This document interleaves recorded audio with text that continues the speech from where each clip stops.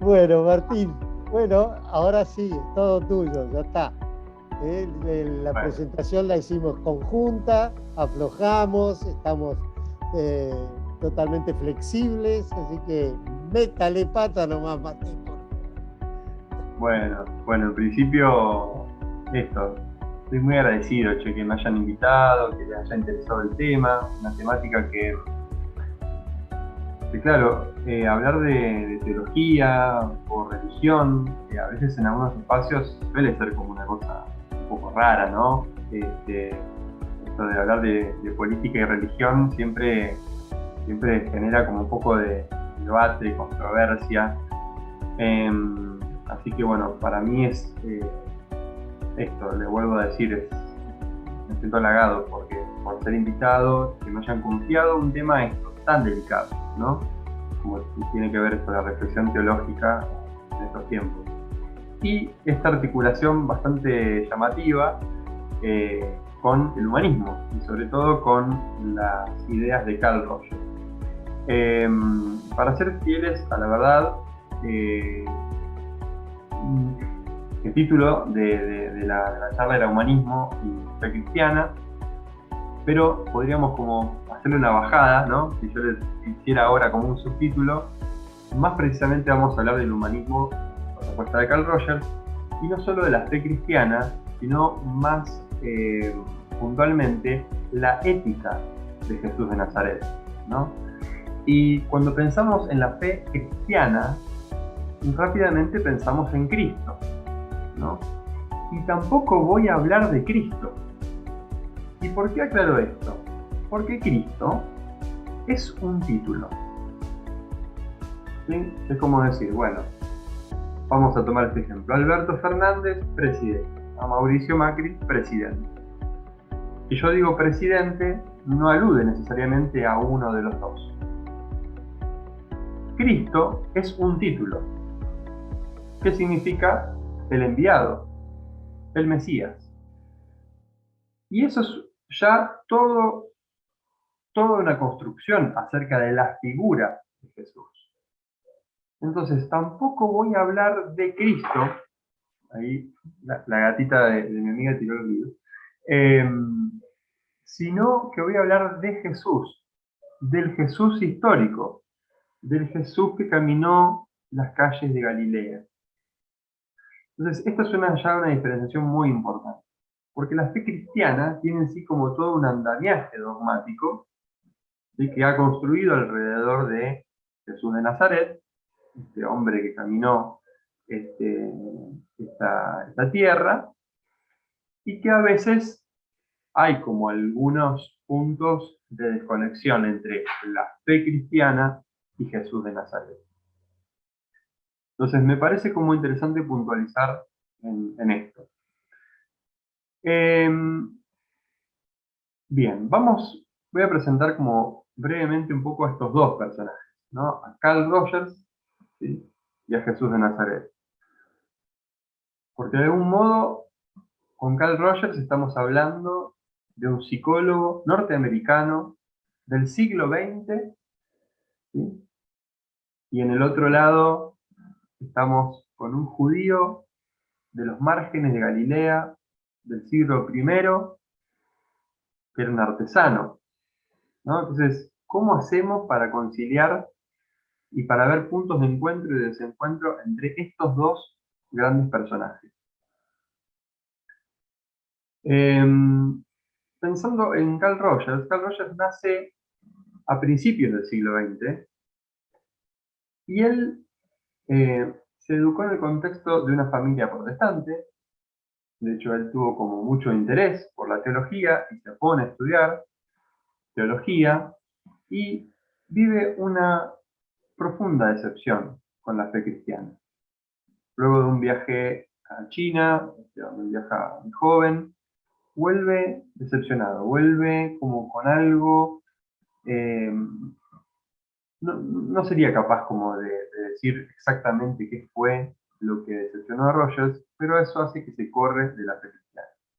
Esto también es llamativo porque justamente estamos hablando de estos dos personajes y uno, de forma muy manifiesta, dice, yo con esto no tengo nada que ver. ¿no? Rogers se dedica a la psicología, a la investigación, investiga durante 30 años aproximadamente, y hace un desarrollo de esta teoría y postula que hay por lo menos tres actitudes, tres básicas, acerca de cómo abordar el padecimiento psíquico de alguien o alguien que tiene una inquietud por desarrollo personal. Vamos a comparar estas tres actitudes con otras tres actitudes éticas de Jesús y vamos a encontrar a ver si hay algún tipo de relación. Eso por un lado pensando en Carl Rogers.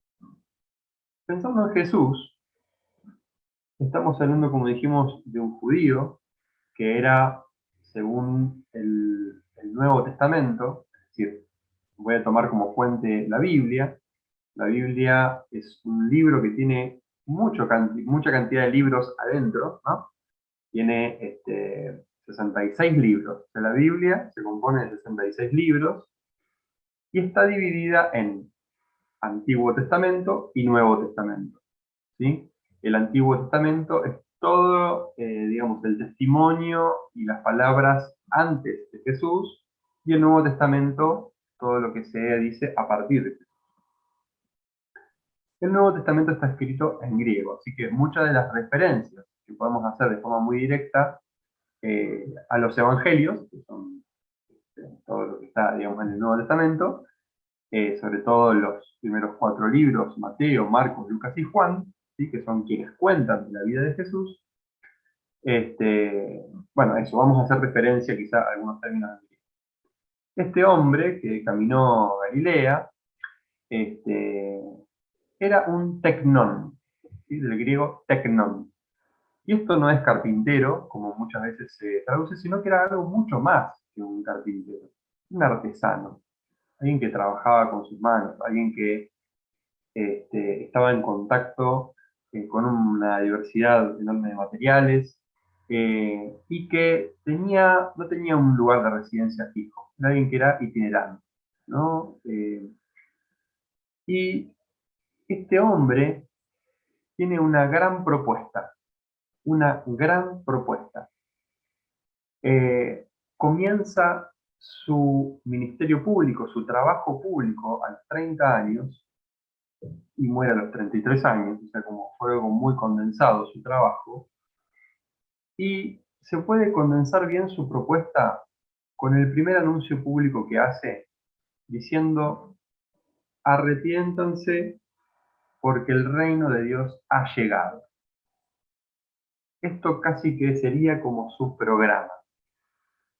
Y cuando Jesús dice arrepiéntanse, como una palabra que seguro como que genera como bastante movimiento, no es una palabra muy, eh, como muy fácil de digerir, ¿no? Como el arrepentimiento. Pero si nos vamos al griego, esta palabra que fue traducida arrepentimiento, en el griego es metanoia. Metanoia. La metanoia, ¿sí? Que bien podría ser paranoia, ¿no? De donde viene, de cómo se han conjugado también otros términos que conocemos. Meta como algo más trascendente por encima, y noia que viene de nous, de espíritu. Lo que nos habla es de un cambio en el modo de comprender. El arrepiéntanse de Jesús es, a ver, paremos la pelota y tenemos que hacer un cambio en el modo de comprender la realidad porque el reino de Dios se acercó. Lo que está diciendo Jesús es, a ver, cambiemos nuestro modo de enfrentar la realidad porque ese Dios que siempre se nos dijo que estaba allá arriba, lejano, al que había que hacer un esfuerzo enorme para acercarse, ser santo, ser puro, hacer rituales, ahora vino ahora. Ese reino que estaba ahí arriba, bajó hoy.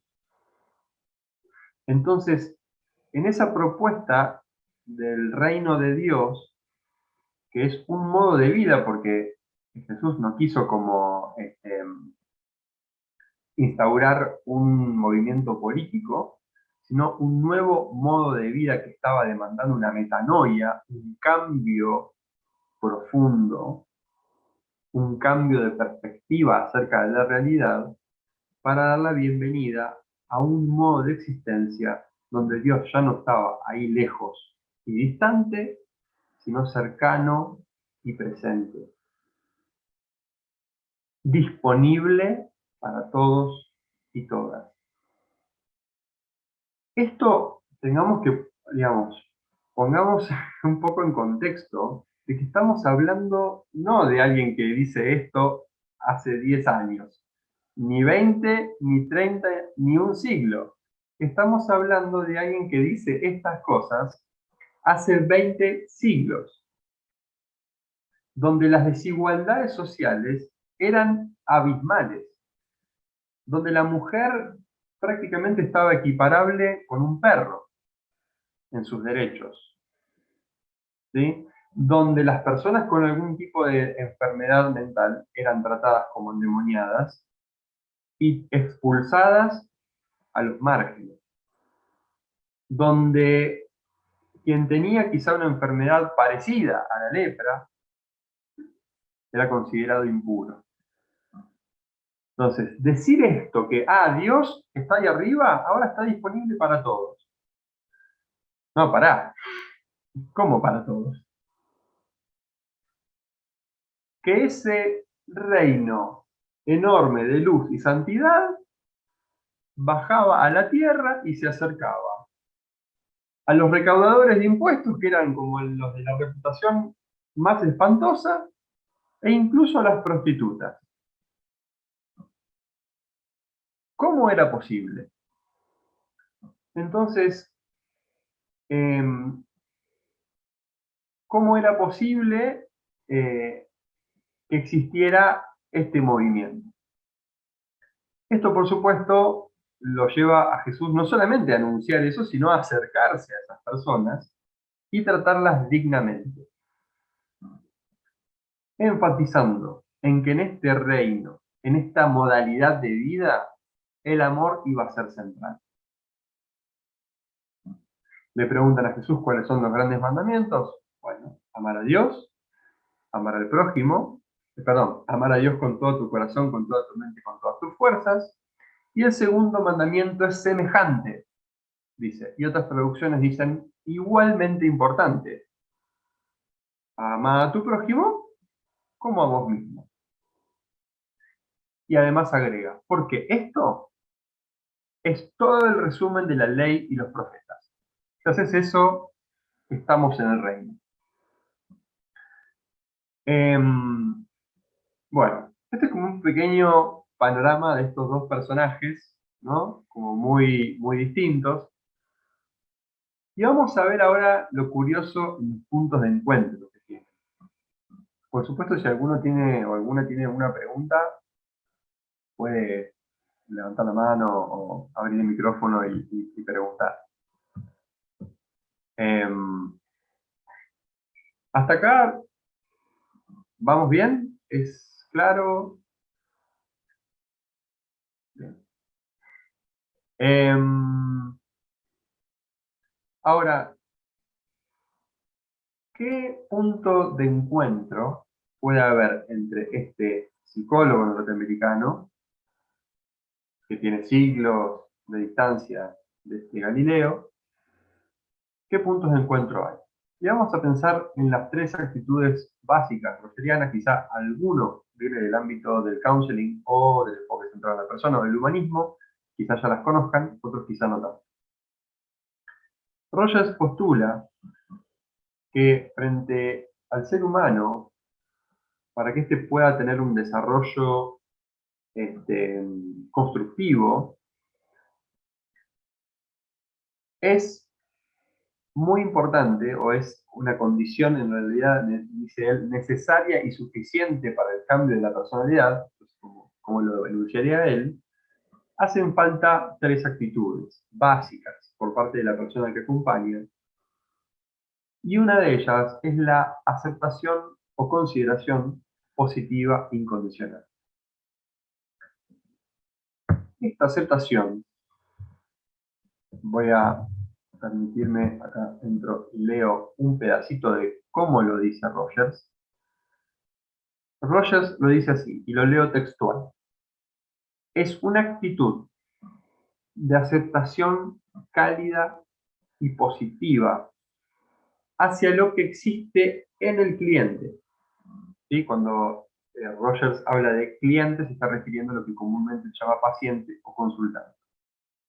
Y tiene toda una explicación que ahora no me voy a meter en por qué utiliza esa palabra que es como elegida muy, muy a conciencia. Entonces, una actitud de aceptación cálida y positiva hacia lo que existe adentro del cliente. Esto supone, por parte del terapeuta, sigo leyendo, el deseo genuino de que el cliente sea cualquier sentimiento que surja en él en ese momento. Temor, confusión, dolor, orgullo, enojo, odio, amor, coraje o pánico. Esta actitud de aceptación no puede confundirse con la de aprobación para la teoría rogeriana. Dice Rogers, tal actitud de aprobación sería incompatible con los principios de este enfoque. Cualquiera sea su objeto, positivo o negativo, la aprobación es una forma de juicio y de valoración. Entonces, esto es una diferenciación como bien importante. No es que todo lo que aparezca adentro de la persona nosotros vamos a decir, sí, te apruebo eso. Sino, aceptación. Es una recepción cálida y positiva. Es una actitud de bienvenida hacia aquello que aparece en la persona humana que tiene delante. Por supuesto que esto no le permite a la persona, no lo habilita a la persona a hacer algo, a hacer lo que sea delante nuestro, ¿no? Por eso es importante recalcar que el foco está puesto en lo que habita en el mundo interno de la persona. ¿Sí? Eso no le da derecho a hacer algo, hacernos algo que nos ponga en peligro o que nos vulnere de alguna manera. Bien, ese es el concepto, de algún modo, de aceptación positiva incondicional. Ahora, ¿con qué lo vamos a contraponer en la ética de Jesús de Nazaret? Ya anticipamos que en este reino anunciado, en este modo de vida, ¿sí? El reino es una metáfora de un modo de existencia, de una dinámica frente a la vida, un modo de enfrentarnos al otro, que hace falta un cambio en mi modo de entender la realidad y a mí mismo. Lo central era el amor. Y acá cabe una aclaración fundamental, porque el amor es un término polisémico, ¿sí? Es decir, es un término que puede tener 1.000.000 de significados. ¿A qué amor se refiere Jesús? ¿De qué amor estamos hablando? Esto es una diferencia sustancial.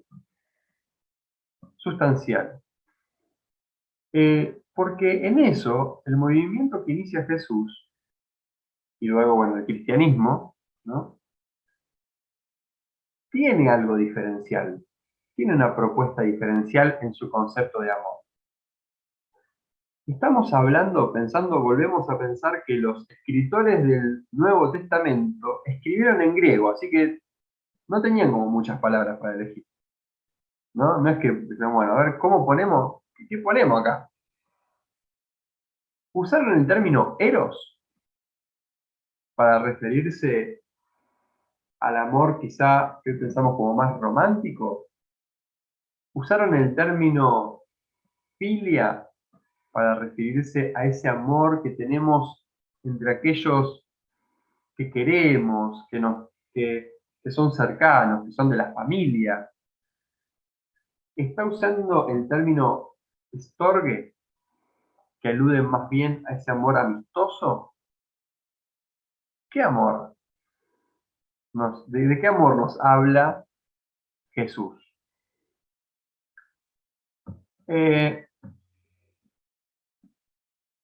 Como no era ninguno de esos, no se estaba refiriendo al amor romántico, no estaba refiriéndose al amor que suscita nuestra propia tribu, aquellos con los que nos sentimos familiares, cercanos, con los que pensamos igual. No está pensando en eso. Tampoco con los amigos. Los escritores de los evangelios tuvieron como este mismo interrogante. ¿Cómo nombrar a ese amor que trasciende a todos esos amores que mencionamos antes? Entonces, con ese afán, los escritores de los evangelios utilizaron un término griego que en la literatura griega del momento era un uso muy marginal, casi no se usaba. Y ese término es el término ágape, amor ágape. Ese término alude, de algún modo, a que tratemos a todo ser humano con el mismo cuidado con el que queremos ser tratados. Implica el amor hacia la humanidad total, al respeto inclusivo por la dignidad humana. Bajo ese ágape es que Jesús dice, pará, yo me tengo que acercar con la misma dignidad humana, ya sea a los jerarcas de la institución religiosa de su tiempo, tanto como al recaudador de impuestos, como a la prostituta, como a la mujer. Me tengo que acercar de la misma manera. Entonces, esto es la novedad del mensaje de Jesús. Ya no había que sumar méritos para ganarse el amor. Ya no había que tener un cierto estatus. Dijo, el reino de los cielos bajó. No hay que subir, no hay que escalar, no hay que trepar, no hay que hacer méritos. Ya vino. Y esto justamente es el fondo de lo que significa evangelio, del griego evangelion, como la serie de anime. Evangelion en griego significa buena noticia. La buena noticia es que ya no tengo que hacer ningún esfuerzo para ser amado, sino que ese amor desciende y está para todos. Ahora soy amado y aceptado tal como soy. No se me pide nada más. Y eso es el escándalo. Eso es el escándalo de Jesús. Entonces ahí encontramos como esta aceptación positiva incondicional, de ese respeto y de esa dignidad por todo lo que existe dentro de la persona, y en algún punto este amor ágape, que no hace distinción de raza, sexo, condición social o ideología.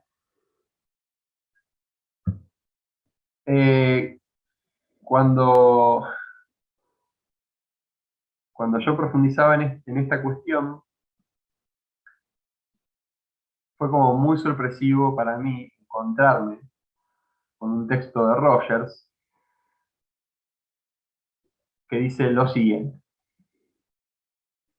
Supongo, esto es Rogers, supongo que las posibilidades de desarrollo y cambio aumentan en razón directa a la experimentación por parte del asesor, es decir, del terapeuta, de una actitud cálida, positiva, benigna hacia lo que existe dentro del cliente.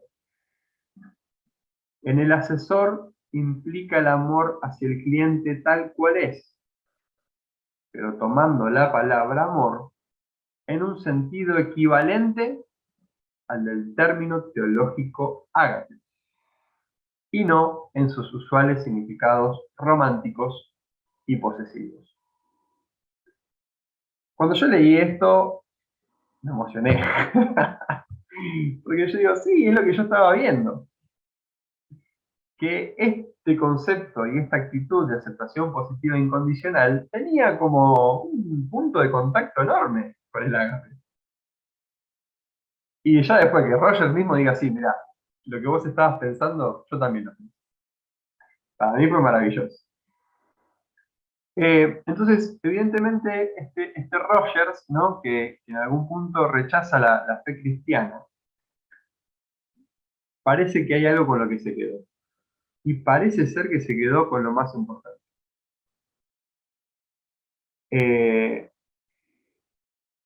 Brian Thorne, que fue colega de Rogers en los últimos 10 años, que seguramente alguno lo conoce o alguna lo conoce, y tuve la oportunidad de conocerlo y de charlar con él, tomando un café. Él escribe esto. Thorne es cristiano, y para él fue algo así. Leo lo que dice Brian. Dice, cuando inicié mi entrenamiento como terapeuta centrado en la persona, sentí como si me hubiese encontrado con una escuela de amor. Dice, aún recuerdo el impacto que tuvo para mí el hecho de encontrarme con que en el contexto de un entrenamiento secular yo estaba siendo equipado para llevar a cabo habilidades divinas. En suma, estaba siendo entrenado para amar como Dios ama.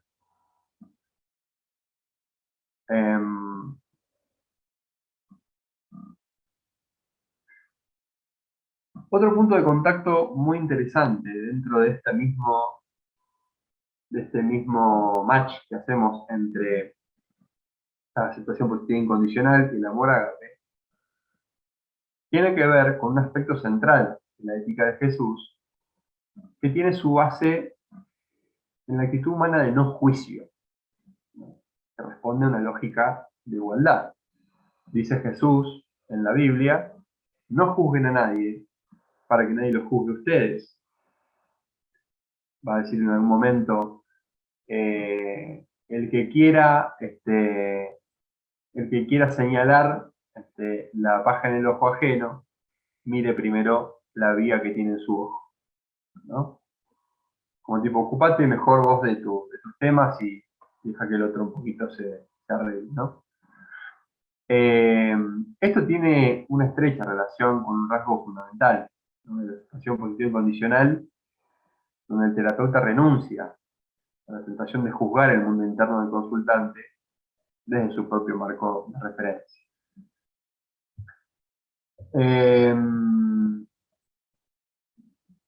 Bien. Hasta ahí vamos a pasar a otro punto. ¿Cómo venimos?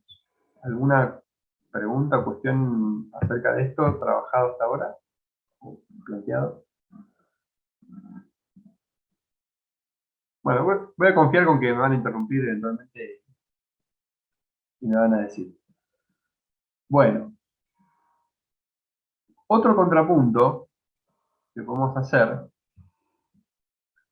es entre la empatía y la compasión. Ya dijimos que para Rogers la empatía es una de las condiciones necesarias y suficientes para el cambio de la personalidad. Y vamos a ver un panorama un poco de cómo Rogers entiende la empatía, ¿no? Acá el diccionario de counseling de Justy dice así: actitud y habilidad de seguir y captar, ¿sí? De seguir, captar y comprender lo más plenamente posible la experiencia subjetiva del cliente, poniéndose en su mismo punto de vista. Comunicar al cliente que el counselor o el terapeuta se siente experiencialmente a su lado y que está usando toda la propia sensibilidad para comprender lo que él siente o se esfuerza por expresar. No es, en cambio, la identificación con el cliente, ¿sí? Como, a mí me pasa lo mismo, ¿no? No es eso. Tampoco es ofrecerle simpatía o bloquear el proceso de comprensión de sí o presumir implícitamente que se sabe comprender.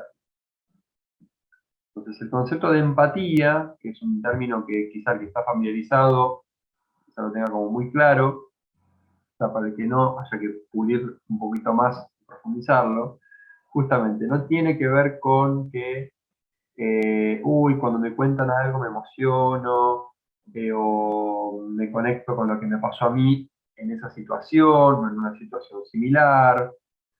Eh, no tiene que ver con que me duele un montón cuando me cuentan cosas problemáticas o trágicas, etc. Sino en el esfuerzo por a ver si te entendí bien, a ver si estoy entendiendo bien cómo es esto para vos. No es tampoco ponerse en los zapatos del otro, porque cuando yo me pongo en los zapatos tuyos, siguen siendo mis pies en esos zapatos. Entonces puede ser que tu situación me resulte totalmente holgada porque como yo tengo un pie pequeño. O no, tu situación me resulte realmente intolerable. Y vos, es una situación que estás piloteando. Es cómo es, trato de imaginar, de entender, de asimilar, de comprender, pongo todo mi esfuerzo con mi mente y todo mi cuerpo para entender cómo es eso para vos, para tus propios significados, no para los míos. Esa es la empatía rogeriana que es difícil de aplicar, dificilísimo, pero que tiene un efecto poderosísimo en el mundo interno de la persona. Eso queda en un costado, las razones de por qué, lo vamos a dejar en un costado. Pero eso es un poco la propuesta de Roger. Pensando ahora en Jesús, contraponiéndolo empatía con la compasión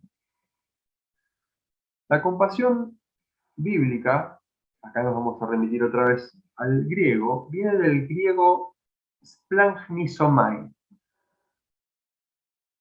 El griego splagchnizomai hace referencia a un sentir desde las entrañas, a un sentir desde las vísceras, que surge a punto de partida del encuentro con el padecimiento ajeno. A través de la compasión, el dolor no es una experiencia individual. Ahora somos dos en esto. Ahora está compartida. Tu dolor es el mío también. Compartimos ese dolor. Lo estamos llevando juntos. Ya no estás solo, dice la compasión. Ahora tu situación me compromete física y espiritualmente. No es un sentimiento de lástima. La compasión moviliza a la acción. De hecho, el término, ya no es plasmizomai, sino el término compasión, significa sufrir con.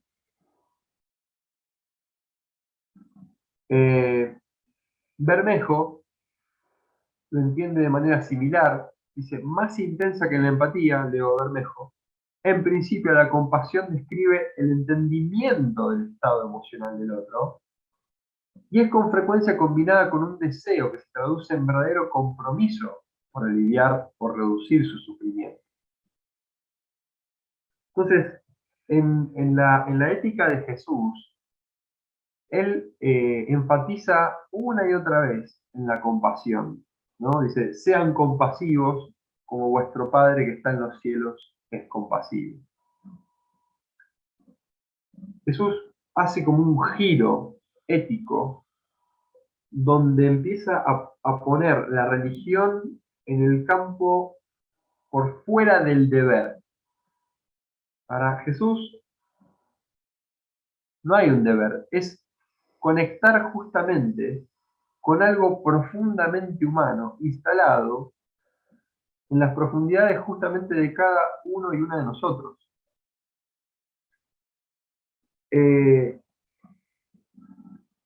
Cuando Jesús quiere poner como ejemplo esto, porque en algún momento le preguntan, bueno, ¿cuál es el gran mandamiento? Ya lo dijimos, amar a Dios y amar al prójimo como uno mismo. Entonces, los religiosos de su tiempo dicen, bueno, ¿y quién es el prójimo?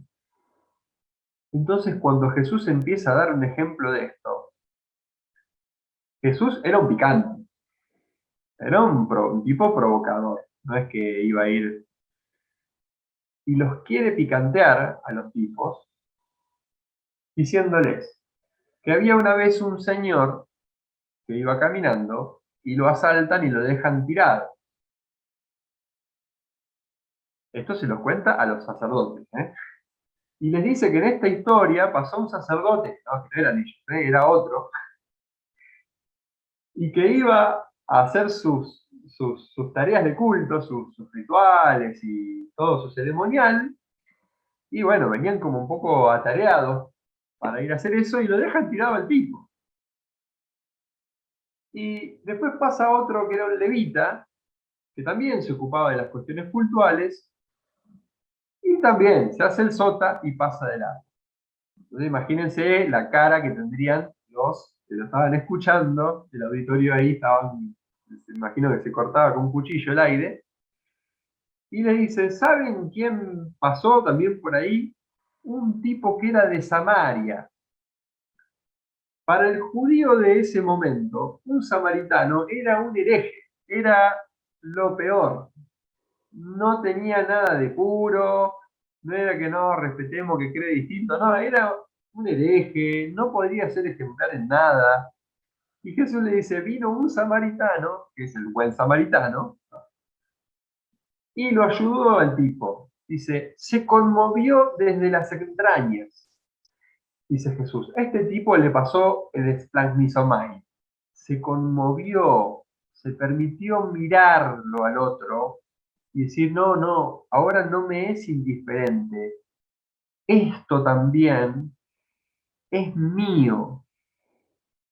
Y Jesús ahí cimenta y consolida justamente la cuestión del prójimo. No es el otro, allá lejos, distante, distinto a mí, extranjero, foráneo, es mi prójimo. Podría ser yo el que estoy ahí.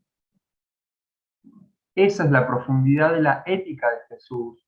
Dice, yo podría estar ahí. Se me conmueven las entrañas porque podría estar yo tirando.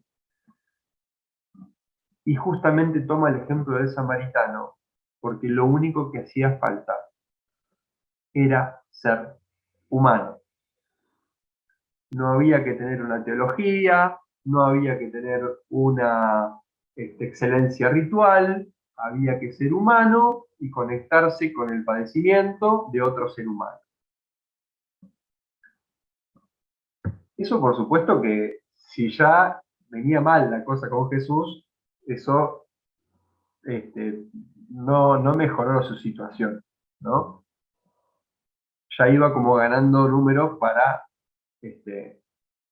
que la jerarquía religiosa diga, este tipo hay que volarlo. Entonces, ahí hay puntos justamente de mucho encuentro ahora para cerrar esto, de comparación entre la empatía y la compasión. Hay una experiencia compartida donde el esfuerzo está por decir, a ver cómo me puedo acercar a tu padecimiento, que lo comparto y estamos juntos ahí. Por supuesto que en la empatía trata de ver como una devolución de esa comprensión y no surte efecto si el otro no la percibe, ¿no? Como que el rollo es empático. Está bien, vos sentiste toda la empatía, pero si el otro no percibió que vos fuiste empático, no sirvió de nada. Te lo quedaste como vos, que contentísimo de que vos sentiste un montón de cosas, pero si no lo pudiste comunicar y chequear de algún modo también, no pasa nada. Y en la compasión también puede ser un sentimiento que te revuelve todo, pero si no fuiste y auxiliaste o acompañaste o trataste de conectar con la necesidad de la otra persona, de tu prójimo, nada, son sentimientos que tuviste y que, ¿no? Y acá yo creo también, esto ya es una apreciación personal y hago como una breve digresión,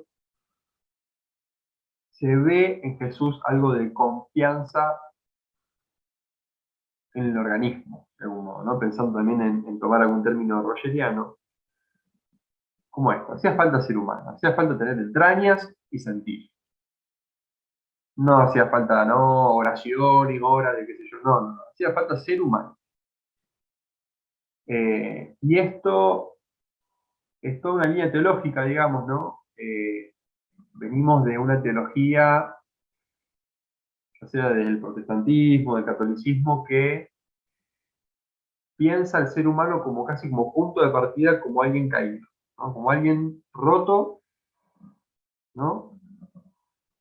Cuando en realidad teológicamente bien podría pensarse lo opuesto, ¿no? Cuando en el relato edénico,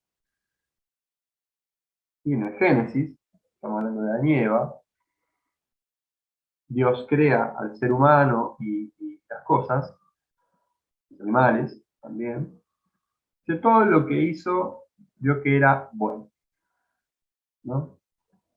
San Agustín retoma esto 3 siglos después de Cristo y dice, esse qua esse bonum est, dice en latín. Aquello que es inherentemente bueno. Entonces, el punto de partida que propone, al menos desde mi lectura, Jesús, es una confianza en lo que está ya básico, dado. ¿No? Hacerle al otro, dice Jesús en los Evangelios en Mateo 7:12, dice, hacé a los demás como querés que hagan con vos.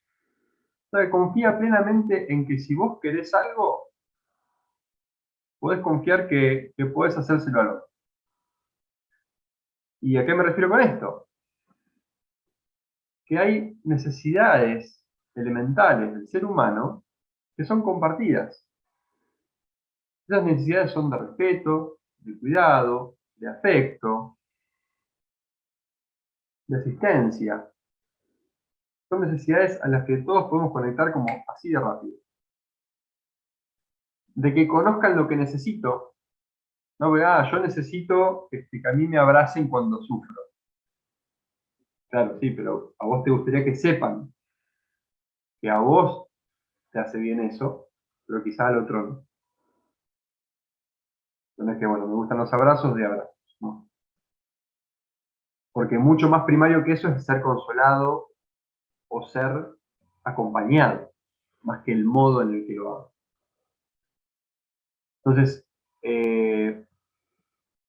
al menos desde el punto de vista teológico, se puede bien concluir en que en el fondo el ser humano hay algo confiable. Que después el ser humano peca, y el concepto de pecado, como para hacerlo como muy resumidamente y desde una posición teológica, como puede abordarse de otras, tiene que ver justamente con la alienación, con estar separado, distanciado de esa esencia primaria creada por Dios, estoy pensando en una mirada teológica, ¿no? Entonces hay pecado cuando hay traición, de algún modo.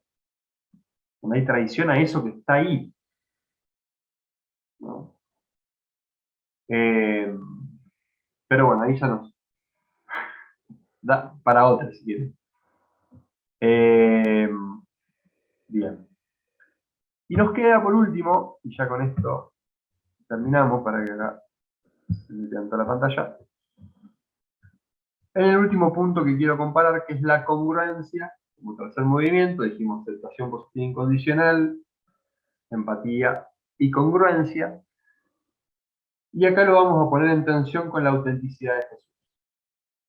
la congruencia y la autenticidad de Jesús. Vimos aceptación positiva incondicional, ágape, empatía, compasión, congruencia, autenticidad.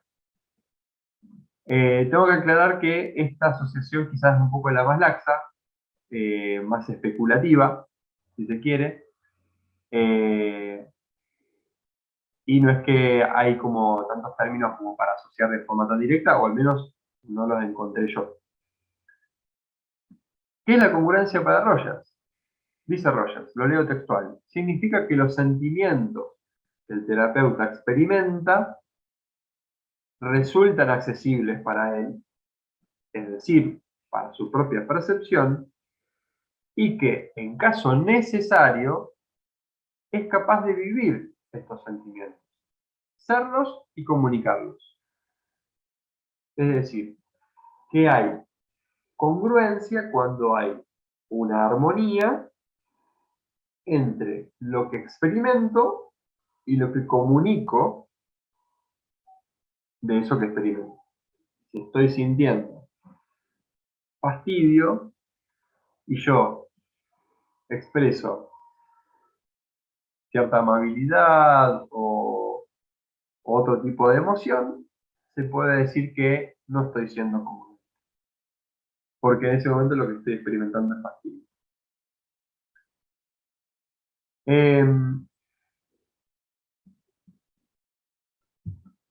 Bien. Lo que vemos en Jesús, no hay como algo directo, a lo que uno puede decir, sí, Jesús habla sobre la autenticidad, pero lo que podemos ver, y esto en general, en las actitudes de Jesús, es justamente que Él vive eso, ¿no? Es interesante que a lo largo de los evangelios, a Jesús se lo ve como vivenciando una gama de experiencias como muy diversas, ¿no? Es decir, que se permitía expresar aquello que estaba viviendo.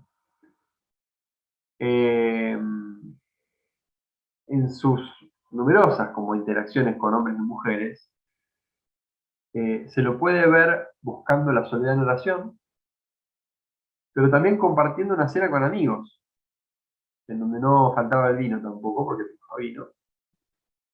Por momentos es capaz de mostrarse abiertamente triste, angustiado, enojado, irritado, frustrado. En ocasiones se muestra irónico e incluso a veces bromista. Es muy interesante los evangelios cómo puntualizan sobre las emociones de Jesús. No es que nos hablan tanto de sus ideas, porque la verdad que Jesús no fue no fue un legislador, digamos, no es que, bueno, ahora vamos a hacer las cosas así. Jesús justamente aludía a cuestiones mucho más universales y permitía, tenía, vuelvo a decir, esta confianza básica en, yo te voy a contar una historia, ¿no? Jesús hablaba en parábolas, en historias, en cuentos, y que después confiaba un poco en el cuerpo, que resuenen, a ver, ¿cómo te pega a vos que un hijo un día, ¿no? Que pensando en la parábola de Jesús, le pide a su padre que le dé la herencia de forma anticipada y quiere ir a hacer su vida y se quiere ir de la casa y va y se gasta todo y después vuelve y el padre lo recibe y el hermano mayor se queja, como que a todos me parece que se nos mueve un poco todo, ya sea desde el personaje del padre, desde el que se va a la casa, desde el que se queda y dice, pero ¿cómo? ¿Lo recibís así? Que se gastó y se despilfarró todo. Jesús siempre como va como confiando en que esa historia va a tener eco.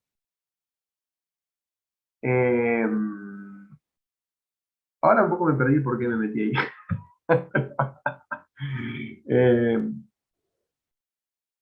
Hablando de la congruencia. De la autenticidad. de La confianza en el cuerpo. Exacto, gracias. Me están siguiendo, me están siguiendo. Sí. Bueno, esto, la confianza en el cuerpo, ¿no? Por eso él se permitía mostrarse abiertamente triste, abiertamente enojado, fastidiado, por momentos iracundo, por momentos como con ira. Eh, Justamente me parece bien ajustado a su propia ética, que muchas veces se confunde, donde uno pareciera que el que sigue a Jesús debe ser un bueno, un buenito, ¿no? Y Jesús no llama a nadie a ser bueno, nunca. Llama a amar. Y no es lo mismo, no es lo mismo. Porque a veces para amar tenemos que ponernos de frente contra el opresor, ¿sí? Para defender la dignidad, para acompañar en la propia lucha de emancipación de la persona, nos tenemos que poner las pilas y poner de frente. ¿Con quién se enoja? Con la jerarquía religiosa. No se enoja con las personas que cometían errores o que quizá cometían pecados por alienación, porque estaban distanciados de sí mismos. Se enoja contra los que oprimen. Entonces, bueno, Jesús como confía plenamente, digamos, en esto, ¿no? Y que lo supremo justamente es el amor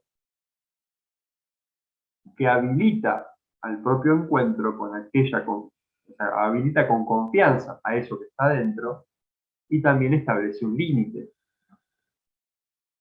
Y el límite es que hay prójimos. Hay otros que son como yo, no son otros ajenos, con otros valores, no, no. Somos criaturas, los dos. Somos prójimos. Tengo que velar también. No es una ética individualista, de todo para mí. No, no, no. Estoy en una comunidad. Bueno, creo que hasta ahí. Acá es interesante, quiero agregar esto último. Rogers en el año 68 tiene un diálogo con el teólogo y filósofo existencialista Paul Tillich, un teólogo, bueno, de la fe cristiana, y Rogers en una entrevista le dice: ciertamente en mi propia experiencia, la potencia de la aceptación hacia otra persona ha sido demostrada una y otra vez. Cada vez que un individuo siente que es totalmente aceptado en todo lo que es capaz de expresar, al mismo tiempo que es valorado como persona, dice Rogers, ¿no? Esto tiene una gran influencia en su vida y en su comportamiento. A lo que Tillich contesta, dice: sí, creo que eso es realmente el centro de lo que nosotros llamamos buenas noticias, evangelio, en el mensaje cristiano. Bueno, hasta acá. ¿Alguno tiene alguna pregunta, aporte, inquietud?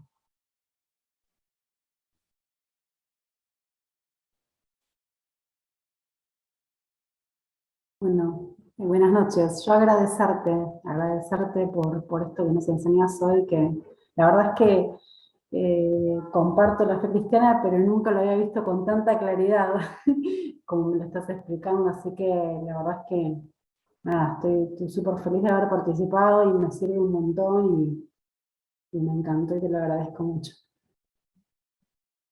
Gracias, Natalia.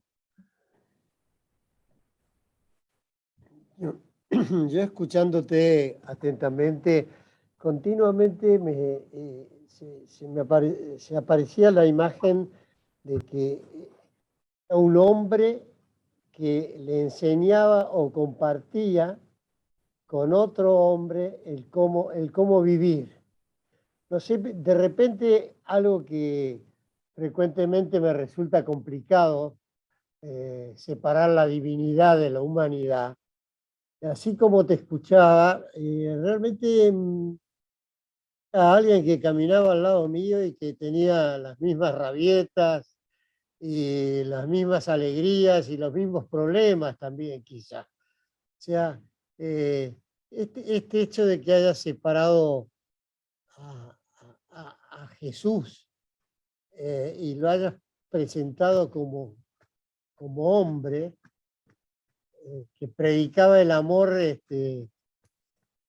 bajo todas las miradas, no solamente ese amor dulzón, bueno, no es la palabra, ¿no? Pero no sé por qué se me ocurre ese amor que siempre tiene que ser bueno, ¿no? Me llegó esta forma de amar, ¿no? También, aplicando energía, aplicando severidad, ¿no? O sea, apareció en mí una imagen de un padre, de una madre que a veces impone cosas y es odiada por su hijo y está transmitiendo todo el amor que puede transmitir, ¿no? No es una pregunta la mía, es transmitirte lo que recibís de vos. Gracias. Gracias, Luis. A mí me hace pensar justamente que en Jesús hay una gran paradoja, ¿no? Que justamente ese descender a lo humano lo vuelve divino, ¿no? ¿Podés repetir, perdón, porque no se escuchó, no escuché No, bien? que ese justamente, que hay una paradoja en Jesús, que lo vuelve profundamente divino es esa profundización en lo humano, ¿no? Hay el apóstol San Pablo, que escribe, es autor de algunas de las cartas en la Biblia del Nuevo Testamento, utiliza un término griego que es el término kenosis, que alude al vaciamiento, y alude al vaciamiento justamente de que Dios se hace hombre, se vacía de sí mismo y se hace hombre, y que ese movimiento lo exalta a lo sumo, ¿no? Entonces, ir a Jesús, despulirlo de todo el adorno teológico, cristológico, me parece que justamente lo que pretende es exaltarlo y sacarlo de una cuestión así como intocable, ¿no? Elevada. Eso al menos a mí es lo que me apasiona de Jesús, ¿no?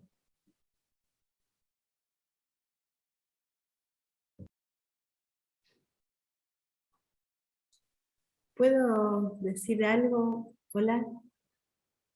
Hola Norma, por supuesto. Ay, agradecerte, porque me emocionó mucho. Sobre todo, bueno, yo me encanta Roger, yo soy counselor y amo a Roger. Y cuando vi este paralelo que planteaban de hacer, enseguida digo, eso debe estar fantástico. Pero nunca lo había pensado así. Ahí yo te hice la pregunta de si me podés decir dónde encontrar donde Roger habla de ágape, porque yo había escuchado mucho esto del amor como ágape, que era distinto a las otras formas de amor. Si vos me podrías decir, porque me encantaría encontrarlo. Pero, ¿sabés qué reflexión quería compartirles? Pensaba en cuánto la psicología tradicional, con esa distancia que pone con el que sufre, ¿no? Con esa distancia profesional y ese frío que parece que hay que tener, que no tenés que involucrarte, que no. ¿Cuánto daño por ahí puede hacer si estamos parados frente al otro desde ese lugar, ¿no? Desde, bueno, yo soy el que tengo el saber y sé lo que te pasa y me tengo que distanciar de vos, que es totalmente lo opuesto, tanto el mensaje de Jesús como lo que planteas del humanismo de Roger. Y bueno, agradecerte, Martín, y esperando tu libro para comprarlo. Gracias Norma por tus palabras. Sí, la referencia a Rogers está en persona a persona. Perdón, la referencia de Rogers a Ágape es en persona a persona, de Rogers y Stevens. Después, si quieren, buscamos la página ahí.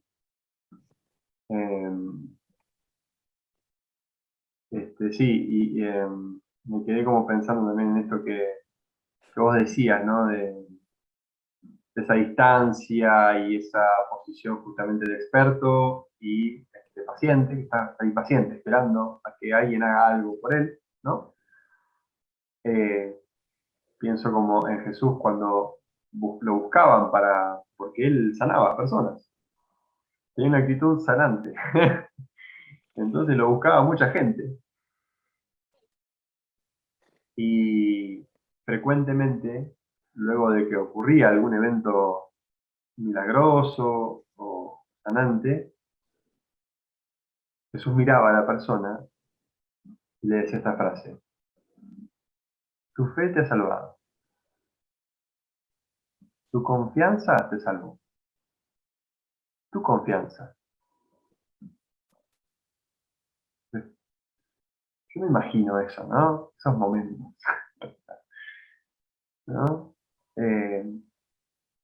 Como que estamos dos, no, no estoy yo.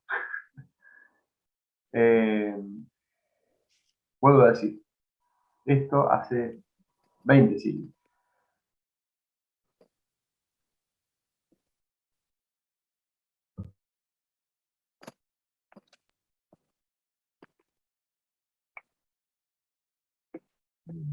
A Y ver, ahí, Paula levantó la mano, ¿no?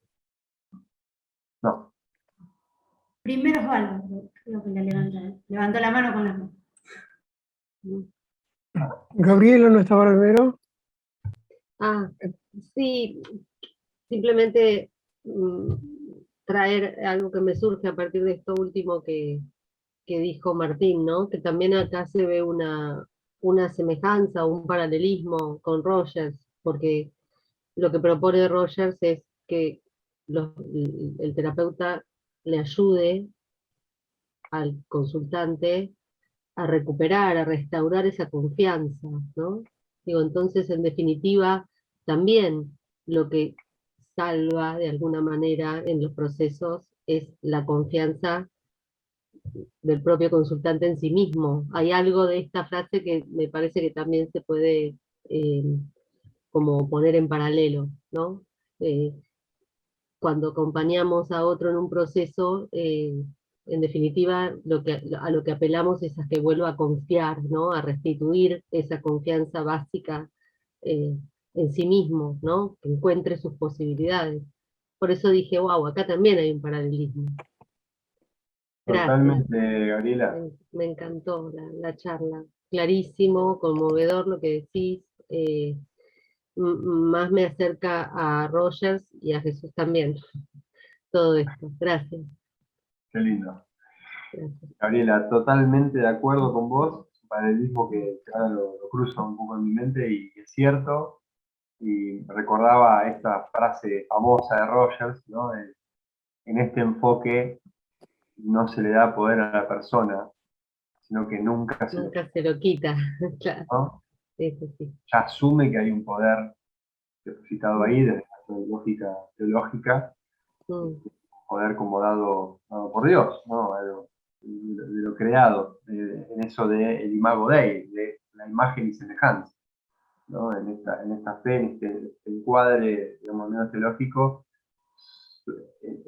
la fe cristiana supone que estamos hechos, como estamos equipados a semejanza de Dios, digamos, ¿no? Con una ujú, potencialidad positiva, ¿sí? así es. Martín, quizás podría compararse con lo que es la tendencia actualizante para Rogers. Pienso en eso. Absolutamente. Yo creo que hay un paralelismo ahí también. Eso anticipo que lo trabajo un poco en el libro que estará un poco salir. La tendencia actualizante en la fe cristiana. Mm.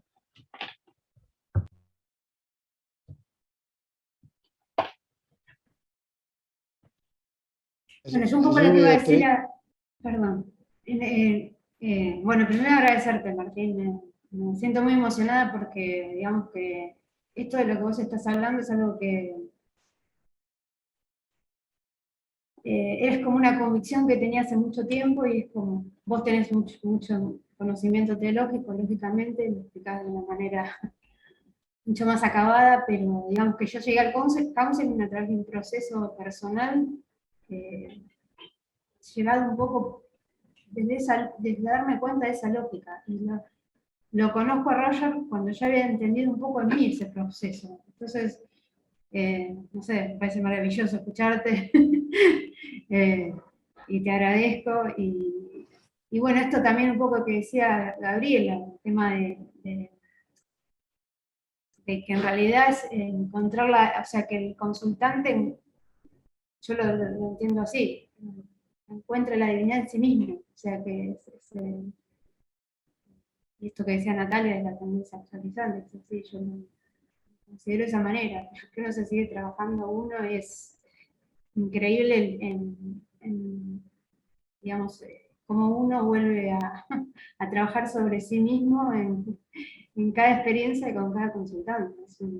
Y ahí uno comprende mucho más el mensaje de Jesús. En realidad yo creo que es eso, es la teoría psicológica, pero es el mensaje, creo yo, personalmente. Totalmente. Bien. Tiene que ver con ese movimiento también que se inicia con Jesús, de decir, Dios no está allá lejos y afuera, sino que Claro. es encontrado. La casa, vos dijiste una frase en un principio, que Jesús dice como que estamos como que has llegado, como hay una parte que hablaste en la charla a nivel, como que Dios se acercó. claro, yo lo interpreto así, no sé si, ¿no? Como que, y esto de bajar, que Dios bajó, que él se dio cuenta, le encontró a Dios, vale, que está dentro de uno. Totalmente. Y pensando en la cantidad de metáforas que utiliza la Biblia, hay una que a mí me gusta mucho, que me conmueve mucho, y es que cuando Jesús muere en la cruz, lo que se relata en los evangelios es que en el templo que estaba en ese momento, el templo judío, tenía como una cámara que era como un lugar santo, ¿sí? Separado de un lugar por un velo, por una cortina, digamos, al lugar santísimo donde desde el pueblo judío habitaba la presencia misma de Dios, ¿no? Un lugar súper sacro, ¿no? Cuando Jesús muere en la cruz, relatan los evangelios que ese velo se parte en dos, se rasga, como se terminó. Se terminó esa cosa de Dios como una experiencia privada y reservada para algunos. Ahora está disponible para cualquier persona, ¿no? Bueno, pensaba un poco eso. Yo no me voy a ir a lo teórico ni nada, sino hablar de lo que me pasó a mí con esta clase. La verdad que es la primera vez que me uno a una de las clases de ustedes, o sea, de las charlas de ustedes. Me pareció fantástico estos puntos de encuentro. La verdad que poder tener esos puntos de encuentro entre lo que es Jesús y la teoría de Roger y las emociones y las congruencias, es maravilloso. No me hubiera puesto a pensar jamás en esos puntos de encuentro. La verdad que me pareció algo, me llenó el alma, me emocionó muchísimo. Hicieron ruido algunas cositas, gracias a Dios hicieron ruido algunas cositas, y realmente creo que si acompañamos a nuestros consultantes, no solo desde la teoría y desde la empatía, desde la congruencia, todo eso le agregamos esa cuota de fe, creo que nos podemos llamar contentos de poder ejercerlo de esta manera, porque realmente me pareció maravilloso los puntos de encuentro. Me parecieron al punto de emocionarme y de sentir el pecho así, ¿no? O sea, como como grande, con más libertad, con más alegría, no sé, no sé si hay una palabra especial que ponerle, pero realmente me pareció algo muy, muy emocionante la charla, muy, muy emocionante los ejemplos. Gracias. No tengo otra palabra. Gracias por haberme invitado, por haber aceptado mi participación. La verdad que me siento maravillada con la charla, me siento maravillada con estos ejemplos, me siento maravillada con, como decía, ¿no? Bajar a Jesús al ser humano. Bárbaro, gracias, mil gracias, solo eso. Oh, Claudia, también me voy como inflado, así como hinchado. Qué bien. Gracias, muchas gracias a vos, Claudia, por tus palabras, por estar. Carlos, Hola, buenas tardes. buenas Bueno, noches. buenas noches, sí. De hecho, bueno, yo vine acá porque soy ateo, aunque mi apellido dice lo contrario, pero así y todo, mi esposa es católica, entonces, bueno, o sea, empecé a conocer un poco más acerca del catolicismo, y escucharte a vos,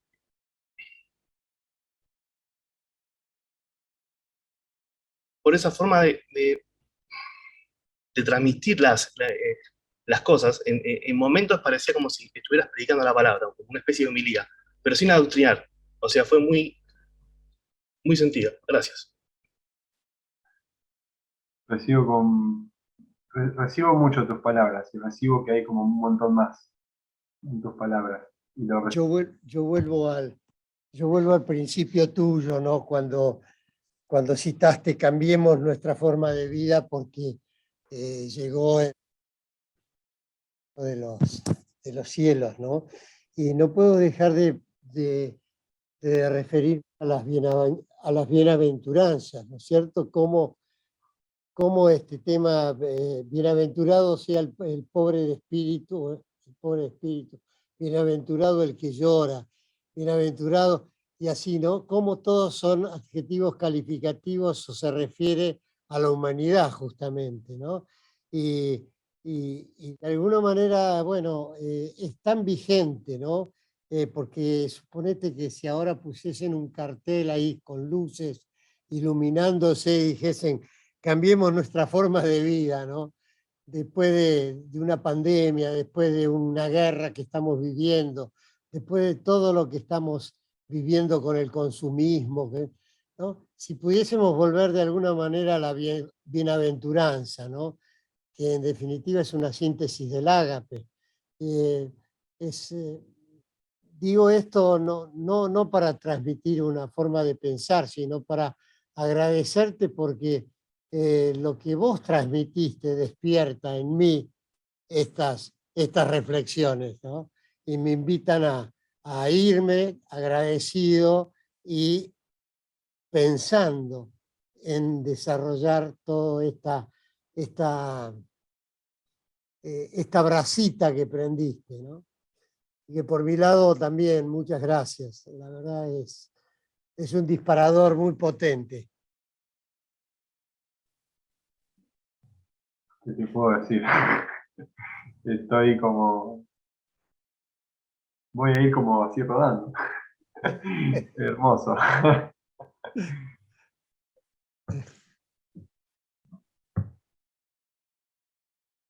Ahí están ahorita, creo, con la No, mano levantada, ¿no?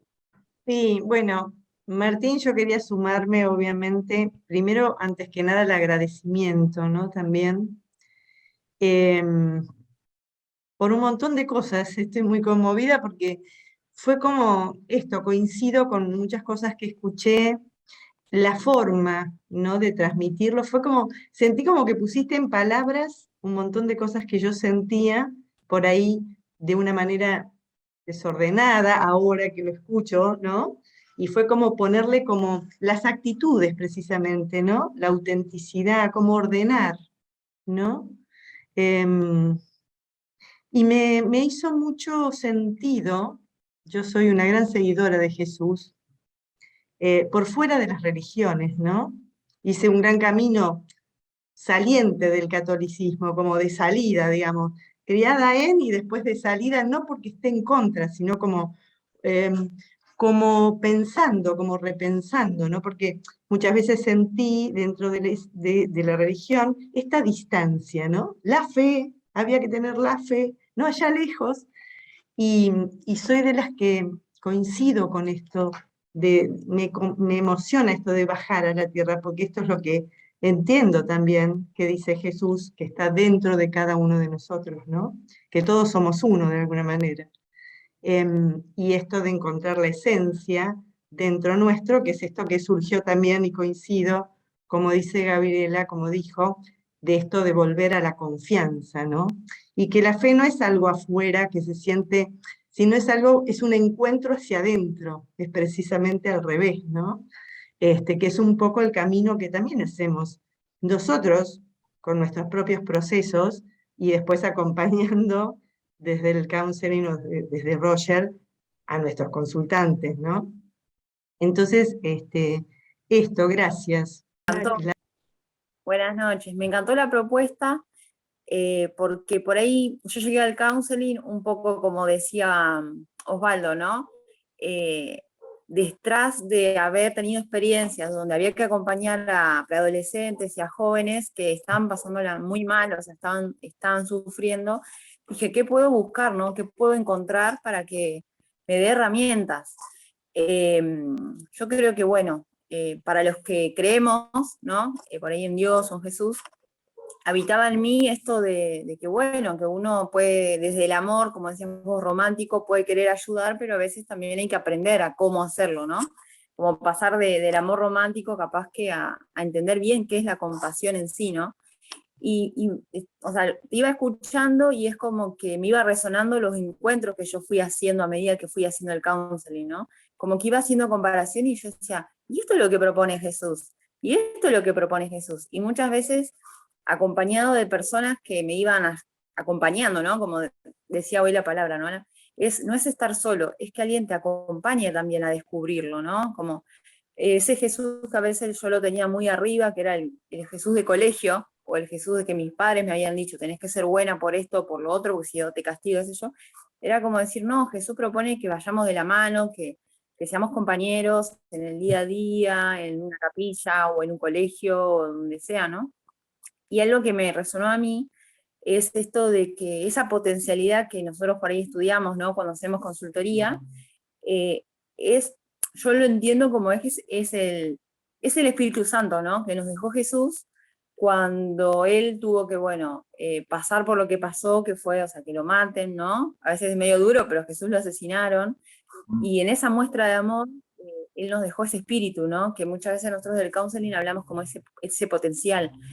Y yo creo que es un máximo esplendor, porque está dentro nuestro, ¿no? Como está Jesús, como está Dios también. Y también otra cosita que me resonaba mucho, que es por ahí lo que yo empecé a vivir, y me cuesta a veces porque es difícil, es también, bueno, esa confianza en el otro, también yo la puedo dar, o sea, puedo tener confianza en mi consultante, en la medida que yo también, si creo, ¿no? O en mi caso, que digamos,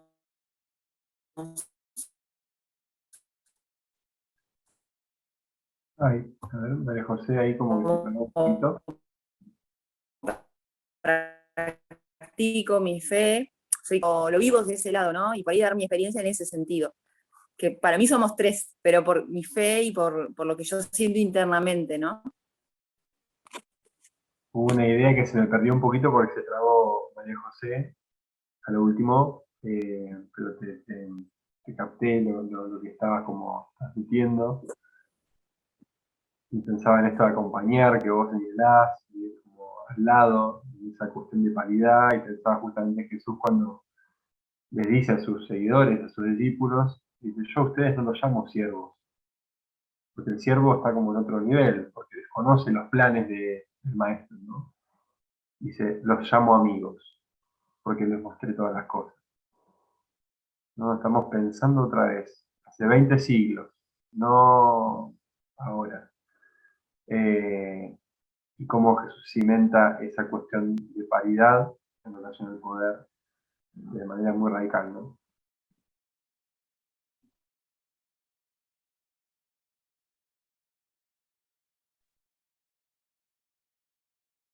Bueno, Adelina, seguimos. Buenas noches. Bienvenido. Bueno, buenas noches. Principalmente agradecer, te comento Martín, ¿se me escucha? Sí, perfecto, Adelina. Que bueno, yo soy teóloga y católica y bueno, hice counseling después, así que nada, todo esto que fuiste relatando para mí fue, bueno, es lo que yo siempre sentí y viví, pero la verdad que lo único que quiero decirte es que te agradezco, bueno, además de que me pareció espectacular el rigor teológico, ¿no? Agradecerte que lo pongas en palabras y que haya y te animes a este espacio, ¿no? En este ámbito más científico, digámoslo de alguna manera, porque creo que realmente sana también todo esto, ¿no? Porque, bueno, reconozco y sé que las religiones muchas veces dañan también. Entonces me parece que esta mirada que vos aportás es sanadora. Así que nada, solamente gracias. Yo al comienzo te dije que esto iba a ser una presentación muy poco protocolar, muy suelta, muy flexible, y así como empezamos, respetando la congruencia, también la voy a cerrar de esta manera, ¿no? Un abrazo de amigo, muchas gracias, la verdad que estuvo muy bueno, nos vamos a volver a ver sin duda, y bueno, nada más, estamos todos los que nos quedamos conmovidos y supongo que te lleves nuestro agradecimiento también, así como nosotros nos quedamos con tus palabras. Hasta la próxima. Hasta muy pronto. Les mando un abrazo a todos. Si pudiera, les daría un abrazo gigante a cada uno de ustedes. Hasta la próxima. Gracias, Martín.